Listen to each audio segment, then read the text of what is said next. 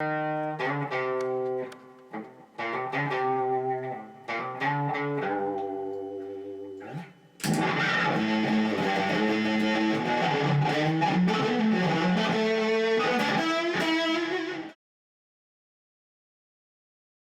Rocket Scott. I am Rocket Scott. I'm 19 years old, from Los Angeles, California, based out of New York City. I am a musician, I guess, and a filmmaker. This is my main camera. It's a Panasonic HVX1000. All of my films, besides my very first film, have been shot on this camera, and I use it multiple times a week. I put it through hell, but it works.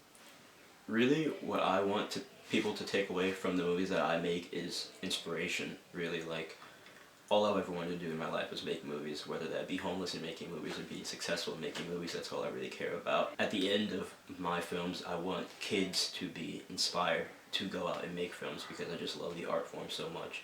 I realized I had a passion for movies when I was about like 9 years old, and my grandmother would show me all of her favorite films, and we would watch films with like director's commentary and things. And even when movies didn't have director's commentary, she would explain to me what was happening in the films and just like how exactly they did the things that they did. And then ever since then, I just started falling in love with the art form of it, and I just watched movies on my own and just eventually started to make them. What inspired the first movie I ever made was a film called Don's Plum. It's actually banned in the USA and Canada, but it was about, basically, it's set in one place. It's about a group of kids that are just like actually being kids. It's almost like, you know, like Hollywood sort of dumps down what kids do in like their own time, and this movie is like really vulgar. It's really graphic, and it's really passionate about how teens actually act around each other. And that's what my first film was about, and it was called The Night Before.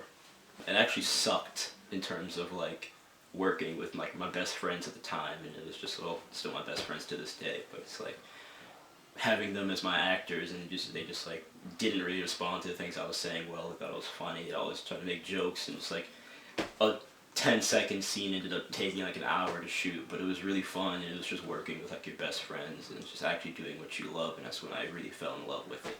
So actually, one of my biggest influences in my life, really, I had a really good friend. He's one of my best friends, actually. His name is Jack Phoenix, back in Los Angeles, and he was just one of the most creative persons like I've ever met. Like, he was an amazing artist, and his drawings were amazing, and graffiti was amazing. He was just he just knew everything about everything when it came to the things that he loved. Like, he loved fashion. He knew everything about every designer and every brand.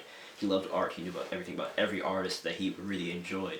And it's just something that I strive to be, and he's one of my biggest inspirations. And once he passed, I went to his funeral, and it was just, you know, it was a beautiful time because he sort of living through him. All of my films started in with his face.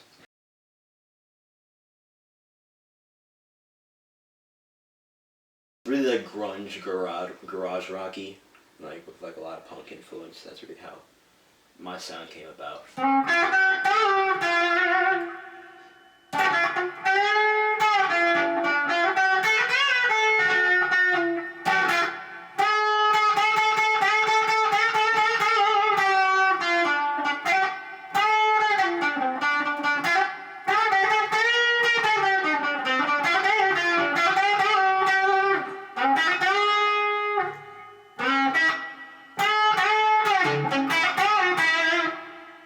My parents were musicians. My mother was a drummer in a punk band. My dad was an Italian classical singer and guitars.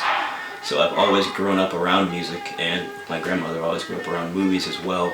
So I necessarily didn't have a choice but to be a musician, but I'm still happy about that. Yeah, that's like, my mother's one of my biggest influences in terms of like people and like being a good person. She was amazing, and it's like, you know, I grew up in a household where like my mom was downstairs on her drums playing along with like the Stooges while my dad was upstairs blasting the Beatles. So it's just like I grew up in a household listening to all types of different things, and I just sort of put them together in myself. This is my newest one that I've recently got. Her name is 3. She's a Telecaster. It's my only Fender guitar. I have about 10 guitars. They're all Gibson and other things, but never was a fan of Fender, but I'll always love the Tellys, so I ended up getting one. I went in, I changed the wiring, I put a super switch in here, and I also put a new pickup, and that just plays great. My greatest musical influences were, my mother. She's the biggest musical influence for me. A lot of stuff that I own was hers. Like this lock that I always wear is hers, and it's really just a person that I strive to be like, whether musically or personally. And some of my other biggest musical influences were I love a lot of British bands like Arctic Monkeys, Stooges, X-Ray Spex, Sex Pistols, The Clash, and like I just love punk music. That's what I grew up listening to. So, and like Jack White is my most influential guitarist. He's sort of what I sort of strive to have my sound as well as like blues instruments, like blues players like B.B. King and people. It's really what I get my own style of music and playing from. In terms of how a song comes into fruition with me writing, and whether that be writing lyrics or writing a guitar part, it's really, I have a book that I always write in. It's like I've had it since I was about 12, and all of my films, all my scripts, and all of my music are all in that book. And it's really just when I open that book, I know it's time to get into like my creative side of myself. So it's really just where I get most of it from. It's just ideas that I've been collecting over the time that I write down in that book, and then I eventually just expand upon it. So like, music for me, I'm always writing in other people's perspectives.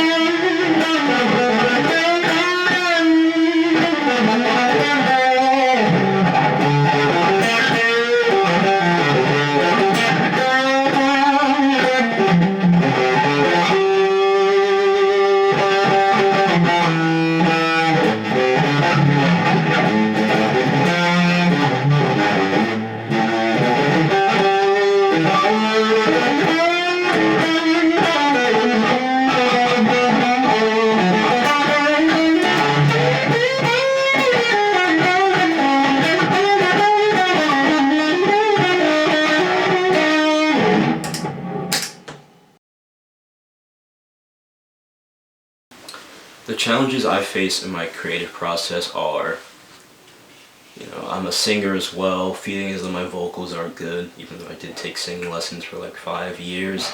It's like, and then thinking my guitar riffs aren't original, or just like battling with that yourself, that you're good enough, and like the films that you're making, the music that you're making, the art that you're making necessarily is good enough and it deserves to be out there in the world and be seen by people, is my biggest sort of hurdle when it comes to getting my art out there.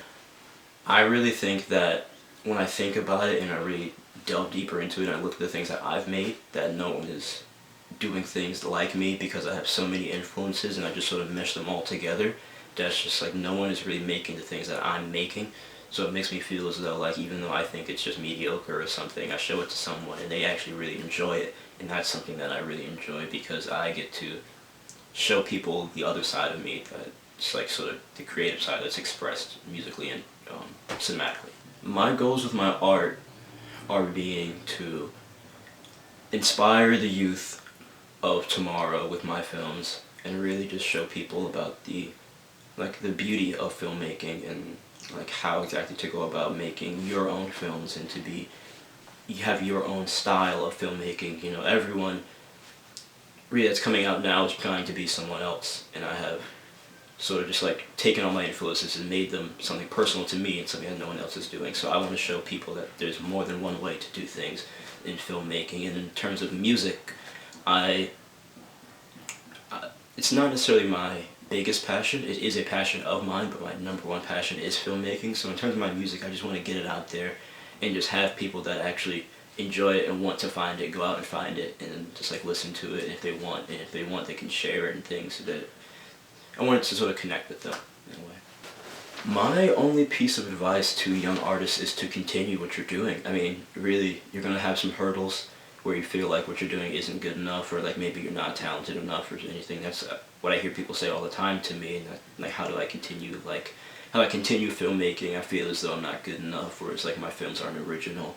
Just really, you have to find your own voice and your own self, and then continue with that, and then really just run with it. Just hit the ground running and continue doing things that make you feel good and what you think is good for yourself.